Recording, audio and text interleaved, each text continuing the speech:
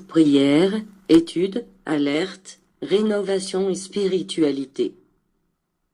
Disciples bien-aimés, une fois de plus, je vous le dis, veillez et priez, parce que la matière est fragile et, dans ses faiblesses, elle peut éloigner l'esprit du droit chemin. L'esprit qui s'est éveillé ne s'écarte jamais de la route que son Seigneur lui a tracée et se trouve apte à faire usage de son héritage et de ses dons, jusqu'à atteindre son élévation. Cet être devra triompher dans ses épreuves, parce qu'il vit sur ses gardes et ne se laisse jamais dominer par la matière. Celui qui veille et qui prie triomphera toujours des moments pénibles et saura marcher, d'un pas décidé, par le chemin de la vie. Que la conduite de celui qui oublie de prier et de veiller est différente. Il renonce volontairement à se défendre avec les meilleures armes que j'ai déposées en l'homme, qui sont la foi, l'amour et la lumière du savoir. Il est celui qui n'écoute pas la voix intérieure, qui lui parle au travers de l'intuition, de la conscience et des rêves, mais le cœur et l'entendement ne comprennent pas ce langage et ne croient pas au message de son propre esprit. Priez pour les esprits perturbés, pour les matérialiser, pour ceux qui, dans les entrailles de la terre, ne parviennent pas encore à se détacher de leur corps, pour ceux qui souffrent et pleurent pour le deuil ignorant qu'on leur garde sur la terre. Pardonnez aussi et cessez de juger ceux qui ont semé du mal en votre cœur. Si vos yeux pouvaient les contempler à genoux implorant votre pardon, vous ne seriez pas aussi injuste envers eux. Aidez-les à voler vers l'infini, élevez-les grâce à votre charité, comprenez qu'ils n'appartiennent déjà plus à ce monde.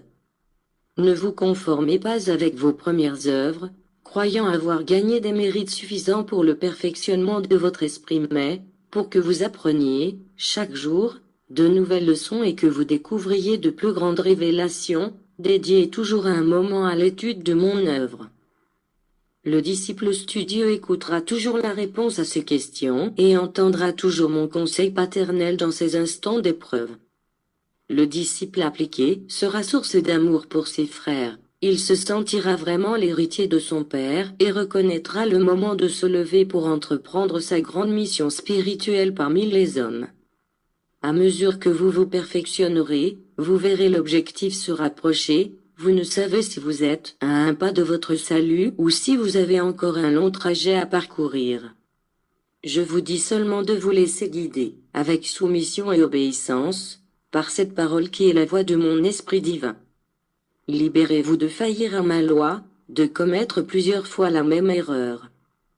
Prenez soin de cet appel, qui constitue une invitation à la correction, une supplication que vous adresse votre Père, parce que je ne souhaite pas vous voir vivre inutilement sur la terre, pour vous voir pleurer votre désobéissance. Ensuite, ne craignez pas le murmure de l'humanité, ni ses jugements. Craignez la justice de votre Dieu. Souvenez-vous que je vous ai dit que, en tant que juge, je suis inexorable. Pour cela, recherchez-moi toujours en tant que Père, comme Dieu, pour ne manquer de rien sur votre route.